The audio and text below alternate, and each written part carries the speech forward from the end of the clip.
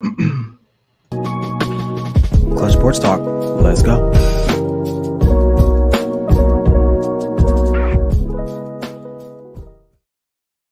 Good evening, everyone. It's me, your boy, Ryan Flowers, a.k.a. Clutch Sports Talk in the house. Welcome to another edition of Clutch Sports Talk Live. Tonight, we got lots to unpack. As I usually say, Tom Brady shut out.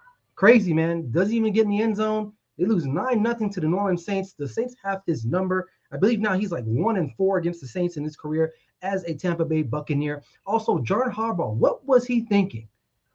A lot of people agree that he probably should have gone for the two. I don't think so. I'll give you my thoughts on that. The Dallas Cowboys defense, again, carrying the load. Will it be enough for them to make it to a Super Bowl? And will Dak have to play better? I'll share my thoughts. Also, Anthony Day-to-Day Davis, again, is out for a month. You know the news. Sprained knee, ACL, whatever it is, he's gone again. The Lakers are definitely in trouble. Not having a good road trip. They lost last night to the Chicago Bulls. Man, we got lots to unpack there and dive into. So anyway, without further ado, sit back and relax and enjoy the show. This is Clutch Sports Talk Live with me, Ryan Flowers. Let's go.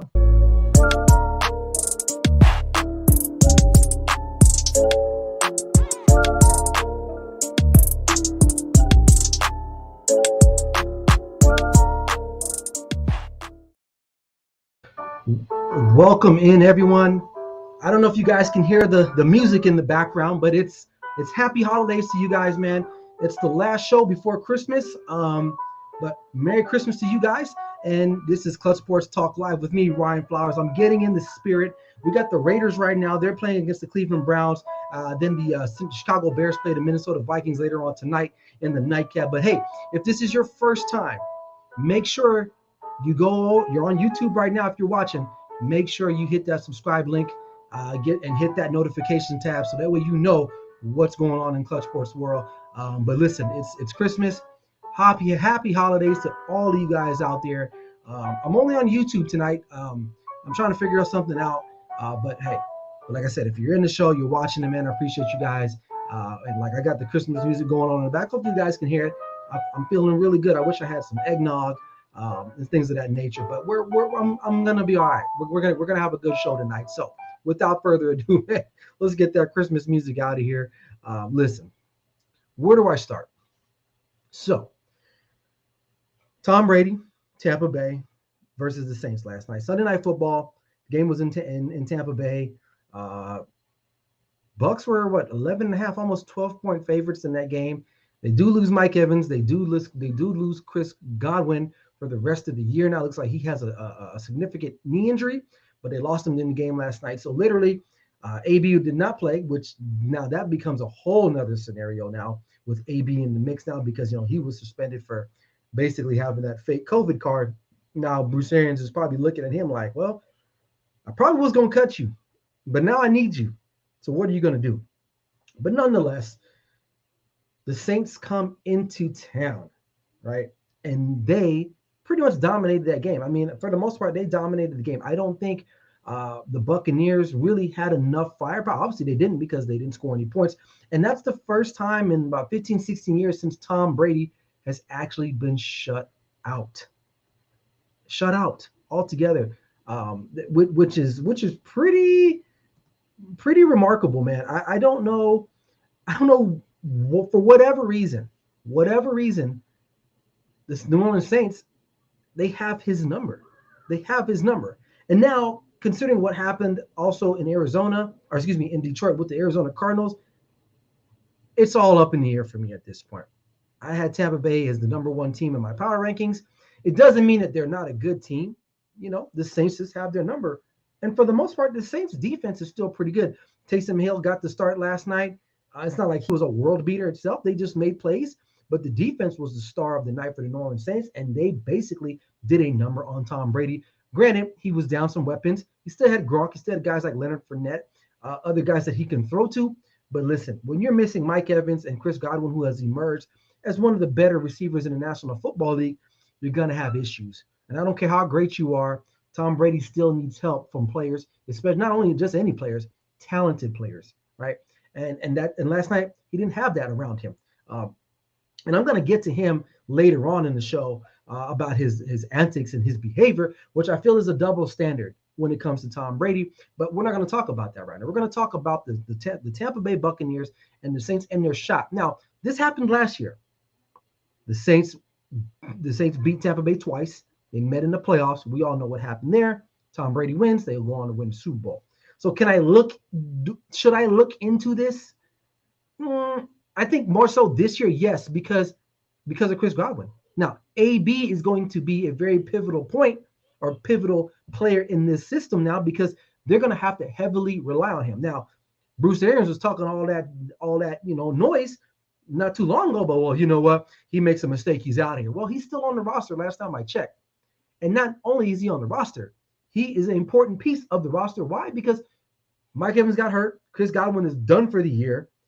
Who else will Tom Brady need to go to outside of Gronk? Gronk's phenomenal. I understand that. But you still need other receivers to stretch the field. And Gronk can't do it all by himself. And Leonard Fournette could not catch the ball out of the backfield to save his life. Right? And who knows? You might end up playing the Saints again sometime down the road. They're in the hunt right now. I believe if the playoffs started today, they would be in the playoffs. So shout out to the Saints. They did a good job. I didn't pick them to win, but I did pick them to cover. So technically, they did cover, and I went 3-1 with my picks. Right? If it wasn't for the Jacksonville Jaguars laying an egg, it's like, dude, how are you guys not fired up for that game? And Trevor Lawrence, what are you doing, man? You're letting Davis Mills beat you? Come on. So, but nonetheless, Tampa Bay got shut out. It doesn't mean I don't think that they're not favored to win the Super Bowl or even get to the Super Bowl. They still got a talented team. You still have Tom Brady. So you're never out of the game. You're never out of it. You're never out of it. So I'm not gonna sit here and overreact and say, you know what? They're gonna drop out of the top 10 because they lost to like the 7-6 Saints. Again, what we've learned from this year is that anything is possible, man. Look what happened.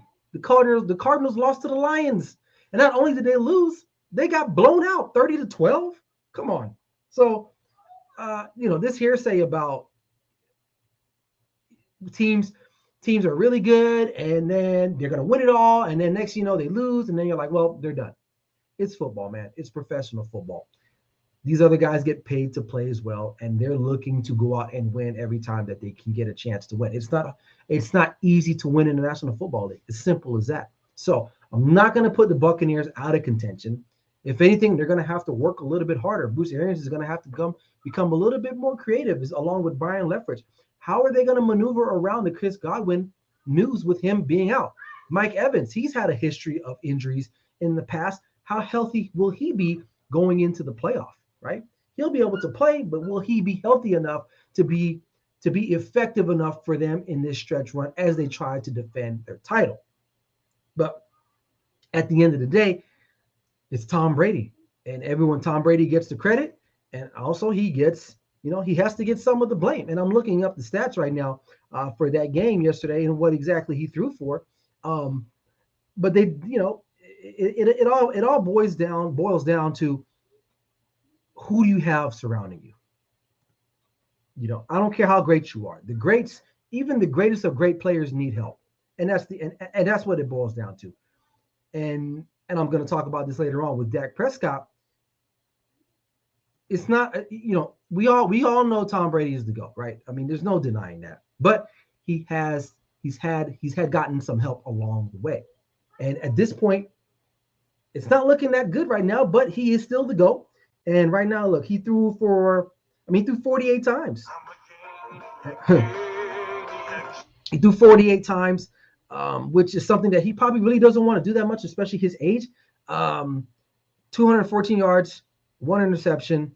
And really, they didn't really get anything out of the running game last night. I mean, Ronald Jones had 63 yards, and that's pretty much it. Leonard Fournette really not non-existent for the most part. So I don't know. We're going to have to keep an eye on them.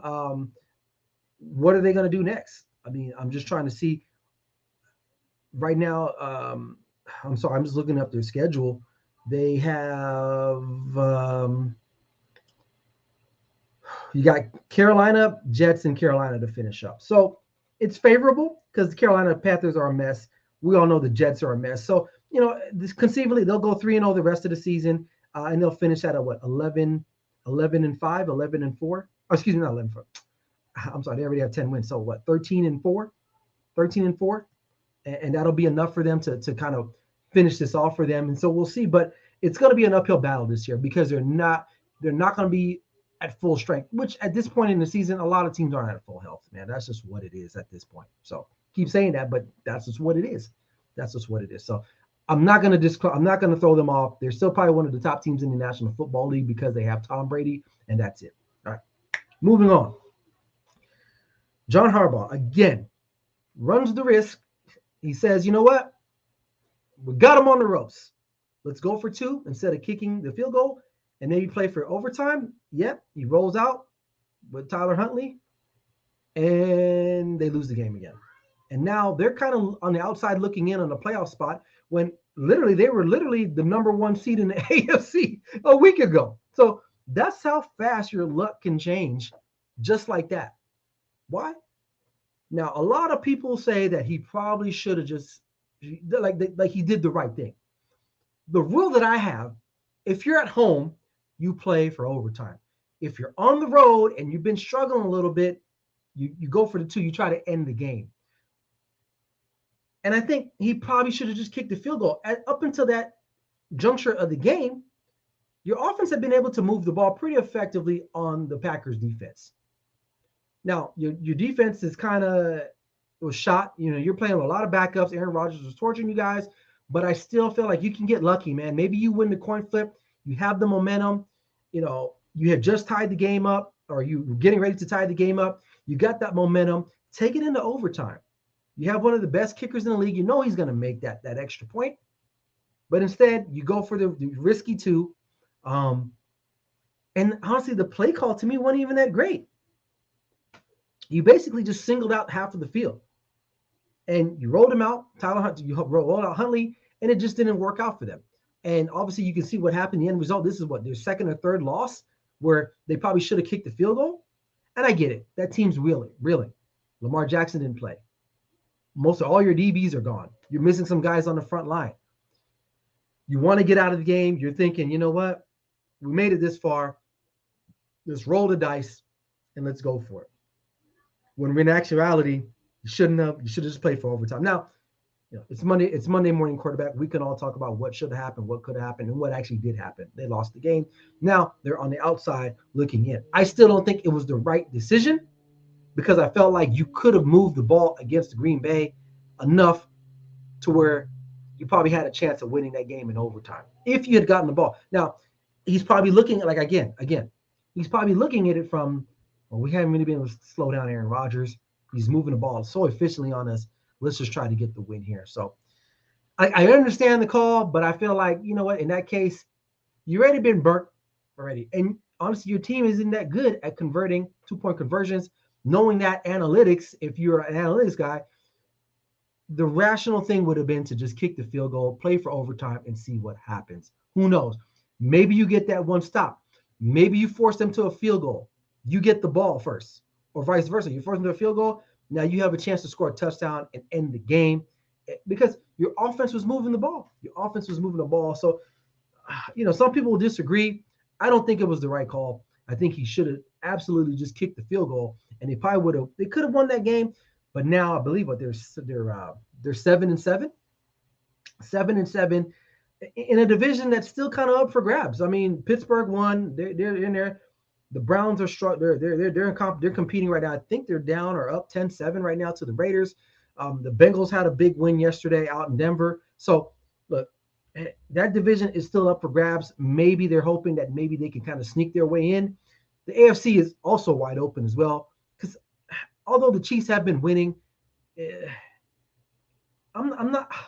I don't want to do the style points thing, but do we all agree or do we feel that they're like overwhelmingly the best team in the AFC? Like, do we really believe that? And if you do, that's fine. I mean, they've won 7 in a row, 8 in a row now. But do you feel that other teams, like even the Patriots, can bounce back and play them and beat them? Say, the Patriots do somehow end up winning the rest of their games, not losing. The Chiefs fall here shortly here to another team, and the Patriots move up. We don't know, right? But that decision by John Harbaugh, it kind of really it messed them up. And I get it. You like the bravado, you like the risk-taking ability, But at the end of the day, man, the best move again was to kick the field goal, and that's that. I won't even add to it. I mean, because there's nothing more else to add. Hey, if you're watching right now, make sure you drop a comment, man. Let me know what's going on, how you doing, and rep your city, man. Let us know where you're listening from, where you're viewing it from, man. I appreciate that. So, moving right along, gotta talk about Dallas Cowboys, of course. So, watching that game yesterday, I was a little disturbed, annoyed by Dak Prescott, right? But as I started to just kind of think about it, did he have a great game? No, he didn't have a great light him up game. He still does some things that just drives me nuts. He had a solid game. Definitely had a solid game. Um, but I think they're not taking risks because they're like, why? Our defense is they're leading the league in takeaways. If I can limit the amount of turnovers that I have, we can run some games. And they did rush for 100 yards yesterday, which I believe they're what he's like 9-0 in the last 15 starts when he has 100 yards behind him, and they did that yesterday. Tony Pollard definitely had the pop. Zeke looked a lot better yesterday, but that defense again, a third consecutive game with 4 or more takeaways. Granted, I get it. The expectations were set high that Thursday night game that Dak played. And you talk about the money, $75 million man. He gets so much scrutiny. Tom Brady did not play that well either last night. We're not really talking about him. Kyler Murray sucked yesterday. We're not really talking about him like that. Why is it that we talk about Dak so badly and he sucks? He's not that elite. Now, I'll be first to say that he's not that elite. He does things that can sometimes be portrayed as elite, but he's not consistent enough for me to feel comfortable as saying he is elite. Right now, this defense is playing at an elite level. So he's like, you know what? Excuse me. Let me not turn the ball over. Let me stay out the way. We'll get some takeaways. We'll have some short fields. I'll try to get as many points as I can, and the defense will lock them up. Because right now, the way that defense is playing, it's looking hard for teams to score at least 14, 20 points against that Dallas Cowboys defense. And why? Because inside and out, man, they're playing phenomenal. Randy Gregory doing his thing. Neville Gallimore is a beast in the middle. He's a grown man. DeMarcus Lawrence, and I'll be the first here. I've been critical of DeMarcus Lawrence. He's getting paid a lot of money too. He's not the sack man that I would like him to be, but he definitely creates enough pressure, and he is very strong in the run game, which helps us. And then Micah Parsons, you got Trayvon Diggs, you got all these guys on the back end. Anthony Brown, for what it's worth, having a pretty solid season outside of that Raider game on Thanksgiving Day. He's had a pretty solid season. Now, is that going to be the guy that's just going to throw the ball down the field and lead them to the promised land? I don't know. But I will say that he is pretty clutch. There have been several occasions where we needed a score late in the game. He's able to manufacture something, keep us in the game, and help us win the game, right? You think about the Patriots game. He made a really, really good throws. The Vikings game, even the Raider game, even though they lost, they needed a touchdown to tie the game up. He drives down the field like 60, 70 yards. He ties the game up. So he can do it. He can do it. And now looking at all these other quarterbacks that did not play well over the weekend, they should get as much scrutiny as he does. And I'll be the first to admit that I think I might be overreacting just a tad on Dak Prescott. And let me know if I'm out of my gourd, or if you can just hear me out here. They're not pushing the ball. And I don't think it's because he can't do it. I think they are just saying, you know what? We're going to run the football. Our defense is playing good. Let's not take any unnecessary chances or risks that can put us out of the game. So, with that said, they're playing really conservative football. That's it. They're running the football better, and they're playing defense a lot better. I mean, like I said, you got Trayvon Diggs leading the league in interceptions from the cornerback position. The defense is leading the league in takeaways. You're really solid in the run game and in the pass game, and they're creating a lot of pressure and havoc up the middle for these quarterbacks that these quarterbacks are forced to make throws that they do not want to make. And that's crucial. So, I don't feel as bad or as nervous about the Cowboys and their chances. I think right now they have a very solid chance. They're number 2 in the NFC right now, and I think they match up with a lot of other teams in the NFC. We saw that they matched up well enough with Tampa Bay to almost win that game. If it wasn't for leaving too much time on the clock, they win that game, right? Can they match up with the Rams in their offensive line? Absolutely, because their defensive line got some dudes too, right? We'll find out about them the next week Sunday when they play the Cardinals at home. The Cardinals are reeling right now. They dropped their last two. D Hop is out for the year. Is Kyler Murray back all the way? Is he still hurting, right? Or is he regressing? Who knows, right? Their defense did not look good yesterday. Maybe it's because they're playing Detroit, so they didn't get up for that. They said, "Well, there's Detroit. We'll beat them, right? Whatever." But Detroit is out there playing, so who knows what's going to happen with that? So they're right in the thick of it. You talk about Green Bay. I mean, Green Bay has an offense, but their defense is not great either. And I think the Dallas's defense can match up well enough with the Packers' offensive line and offense. So as long as you got good defense you're playing right now, late into December, into January, you have a chance. You look at the Pittsburgh Steelers, their offense isn't the best, but their defense is elite. It's keeping them in games. And I think that's what's happening with the Dallas Cowboys. The Cowboys defense is definitely carrying the load, right? And I get it. Dak Prescott, same $5 million man. You want to see more out of him. But hey, at the end of the day, a dub is a dub. And say the Cowboys had beaten the Rams like that yesterday, we'd be out here saying that was a good win. But a lot of people in Cowboy Nation and some of the national media too saying that really wasn't a great win for the Cowboys and Dak did not play well. I was thinking that, but then I started really analyzing what I was watching, and then I was like, you know what? It just hit me. He don't have to be that great if the defense is that good. He don't have to be. He just doesn't need to make mistakes. And if he can mitigate and limit those mistakes, the sky is the limit for this team. And I try not to throw that around so loosely because it seems like every Cowboy fan every year is like, oh yeah, this is the year, and then something happens. So I don't know, but I don't think it's that Dak Prescott is not playing terrible, but he's not Patrick Mahomes. That's not his game. He doesn't do that. He's not Russell Wilson. He's not Aaron Rodgers. That's not what he does.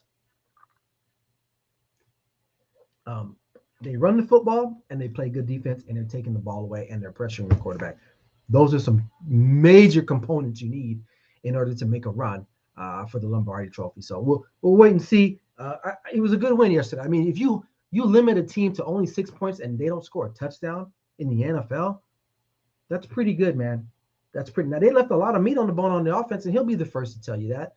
And maybe they need to clean that up. Matter of fact, they have to clean that up because when you start playing elite teams, field goals are not going to cut it. First comment of the day. Bryson Carver, appreciate you, man. He just wrapped up his show. Great show that he had today. He said he thought Dak did his job, unlike last week. QBR 71, pass rating almost 100. The team will threat. Yeah, right. I mean, yeah, pretty much. He did what he needed to do. And I think because he's the Cowboy, he's the Dallas Cowboys quarterback. He signed that contract. People expect him to be Aaron Rodgers tonight. He's not Aaron Rodgers. I'm not saying he's an Alex Smith either. I think he's more than Alex Smith.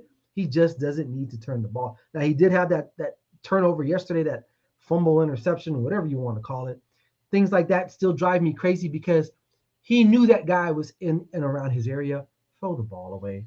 Why are you trying to load up and throw the ball across your body? Rule number one to all quarterbacks. So if you have sons or you have kids or nephews, whoever, hey, girls that play flag football that are quarterbacks, the cardinal rule is you do not throw across the field like that. And he was loading up to do that, and he got. He got. So Dexter Carter or whatever the guy's name was sacked him, strip sacked him, ball flew up in the air, and they got the interception. So outside of that, pretty clean game. The running game was really efficient.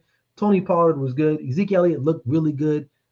So hey, sky's the limit. As long as that defense keeps turning in these types of games, man, let's check this out.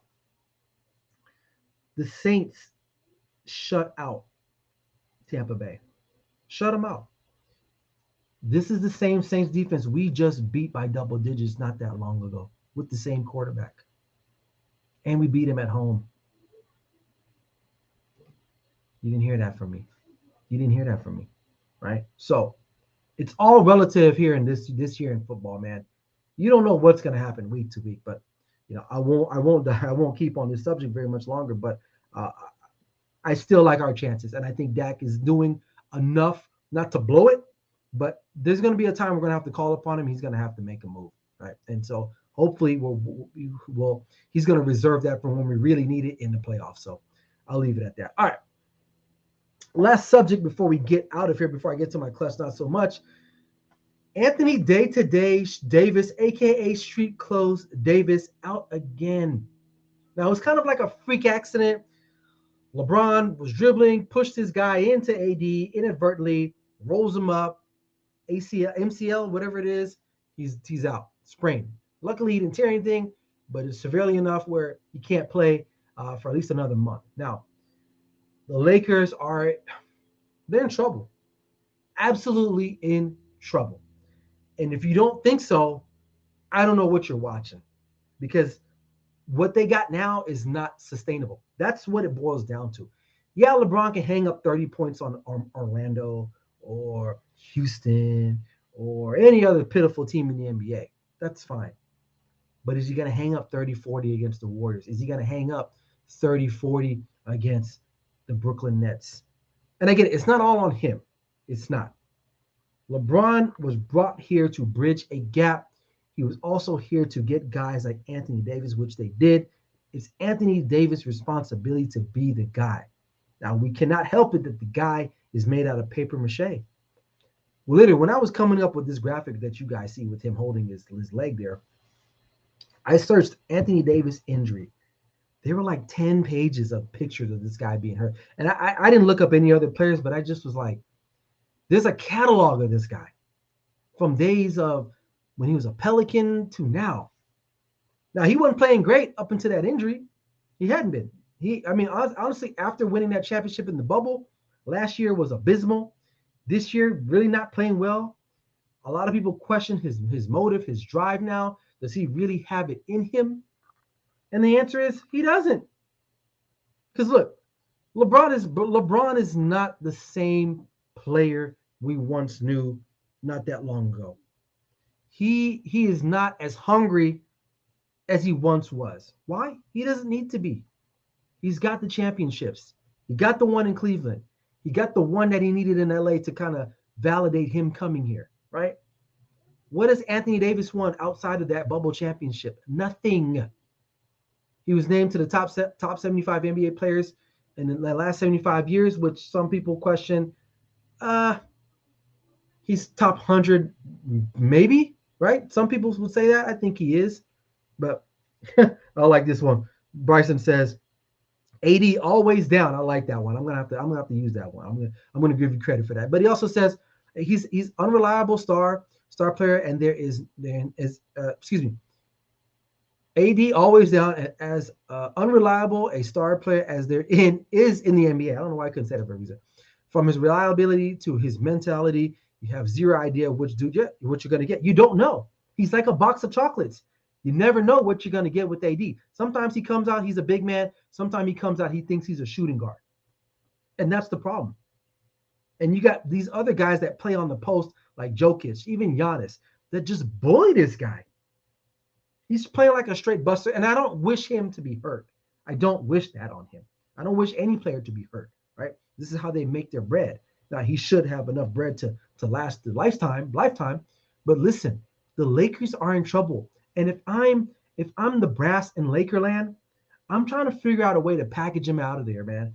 I got to go get Dame Lillard. I got to go get somebody for this guy. Because once LeBron is almost out of here. LeBron is past his prime. That's fair to say. He'll still drop 30-something on somebody, but he is not the same LeBron. He's not the guy that's going to take over games the way he used to in those big moments. And I believe they play Christmas. I think they're playing the Warriors, if I'm not mistaken. The Warriors should throttle them, because this is what's going to happen. They try to give it a go a little bit. Westbrook will play hard, and he's another guy. LeBron will see what's going on, but once LeBron feels like the game is out of hand, he's just going to be like, shut it down. I'm going to shut it down. I'm not going to risk getting hurt. And that's exactly what's going to happen, and the Warriors are going to run away with that game. Run away with the game. And then Westbrook, I don't blame Westbrook. I don't think he really fits in the system. Westbrook is really about Westbrook. He's looking to get good, go ahead, and they play Brooklyn. Okay, they play, and Brooklyn will beat them. I'm sorry to say that. They will beat the Lakers on Christmas Day. KD is about that life right now. As much as a punk KD is, in my opinion, he is going to go for the juggler. It's national TV. You're playing in Lakerland. It's in the Staples Center. Everyone's watching that game. He's going to be out for blood. Okay. Now back to Westbrook. I mean, you gotta love his heart. He plays hard, but that's not enough. That's not enough for this team. That does not bode well for what this team needs. You're getting triple doubles, but you're losing, and you don't recognize that. So he's got to cater his game to what the team needs. But this team is a mess, man. And honestly, this is the gift and the curse of having LeBron. Now, my good friend Barry Grant, hopefully he might be watching this or might be watching this later. He loves LeBron. He's a LeBron enthusiast. I'm kind of like 50-50 on LeBron. There's parts of him that I like, there's parts of him I don't like, right? But this is what happens when you get in bed with LeBron. Up front, short term, you will have success. But in the long run, your team will be depleted. The Lakers have no young assets. They have nothing to build on because you can't count on AD anymore because he's always down, he's always in street clothes, and he's day to day. LeBron is way past his prime. He's probably got another good 2-3 years in him before you really start to see him really take that decline. Who else do they have? Russell Westbrook? No. Carmelo Anthony? No. They have no injection of youth in this team. They've all been traded away. Some of them are thriving. Some of them maybe not so much. But look, the Lakers have nothing else to gain from this. They want, honestly, man. They're a playing team. I still think, and a lot of people, oh no, you're crazy. This is not a good roster. It's not. They don't play defense. Anthony Davis is part of that problem. Dwight Howard is not the same guy anymore. DeAndre Jordan, I forget if he's vegan still or not. He's not playing right. Rajon Rondo, what is he doing? And the only trade piece you have right now is Anthony Davis. And right now he's hurt. He's a gimp. And the book it is out on him that, look, he's kind of soft right now and he's probably going to get hurt. Matter of fact, not probably, he will be hurt. And that's where we're at with Lakers. That's where we're at.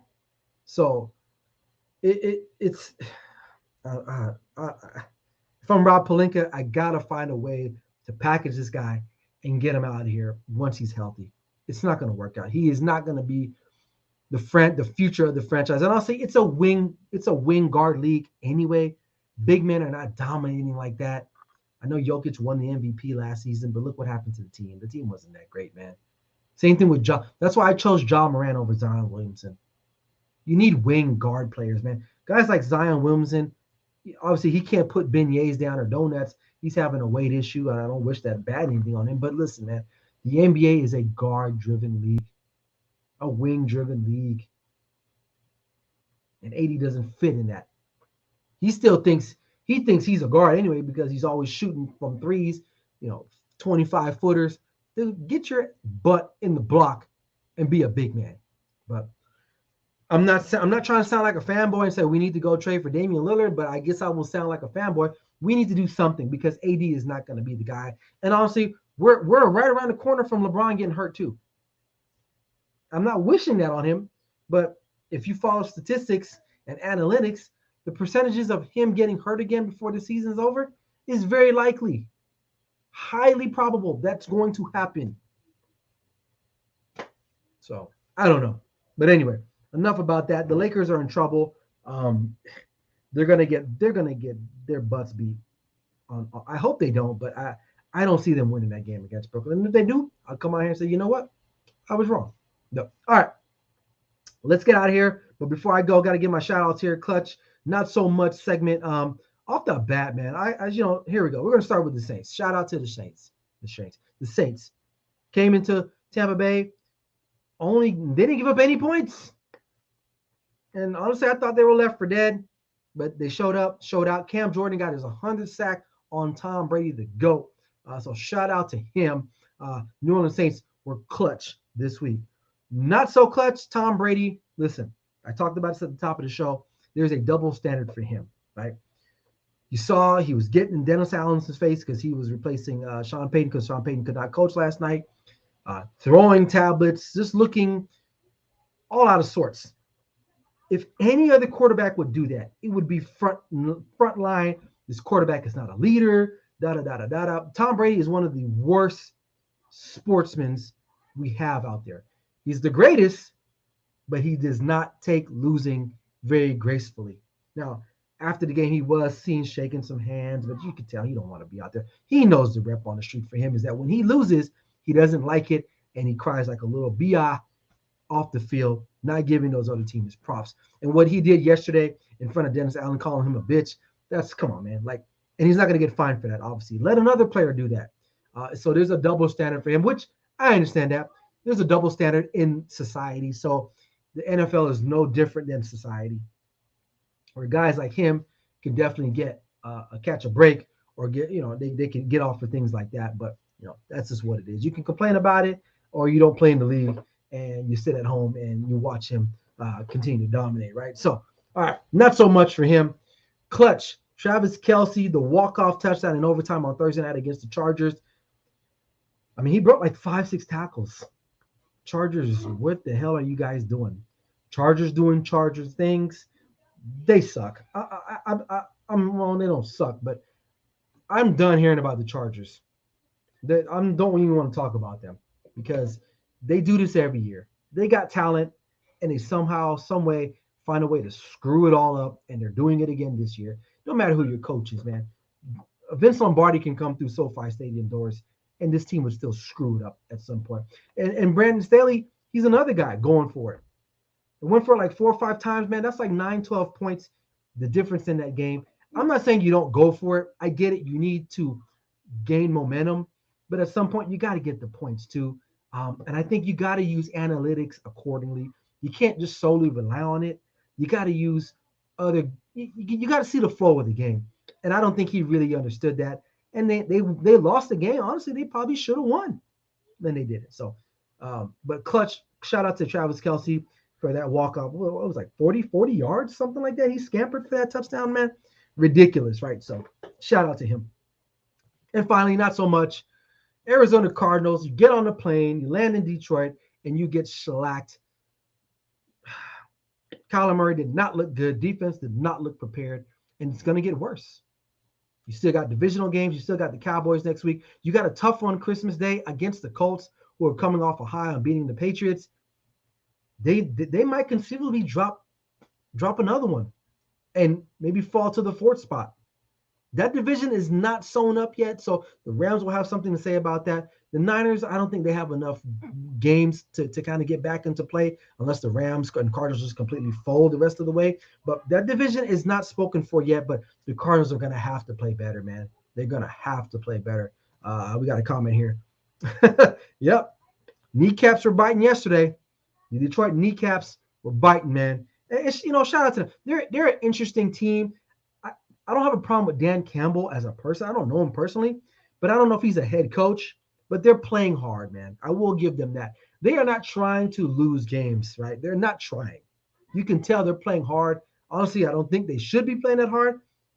Well, you need some more help. Go get that number 1 pick in Aiden Hutchinson or Kayvon Thibodeau. One of those. I mean, they'll get one of those guys anyway.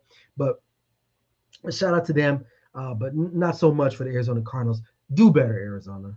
Do better, because that's not going to get it cut. I mean, that's not going to get it done. So, all right. That's it, man. Get the Christmas music rolling before I get up out of here. Hopefully you guys can hear that. I'm trying something here. But, hey, you guys won't see me until after Christmas. So, I'll say this as I part ways. Make sure you guys love one another. Happy holidays to everyone, man. Be safe out there. Be kind. It's not about the gifts. It's not about the gifts, man. It's not about material things. I like fine things. Don't get me wrong. But it's about family, friendship, and that fellowship that we all need to survive these times and every day in this world, man. So happy holidays to you guys. I appreciate the support. I love everyone out there. Some people annoy me, but I still got love for everyone out there in the streets. But hey, that's all I got. Merry Christmas, and I'll see you guys on Sunday for Clutch Sports Talk NFL Sunday morning with me, Ryan Flowers. I love this song right here, Fa La La La La. And I'll leave you guys with that before I get out of here. So, peace and love. This is Clutch Sports Talk Live with me, Ryan Flowers. Never settle till the work is done. I'll see you guys later. Peace.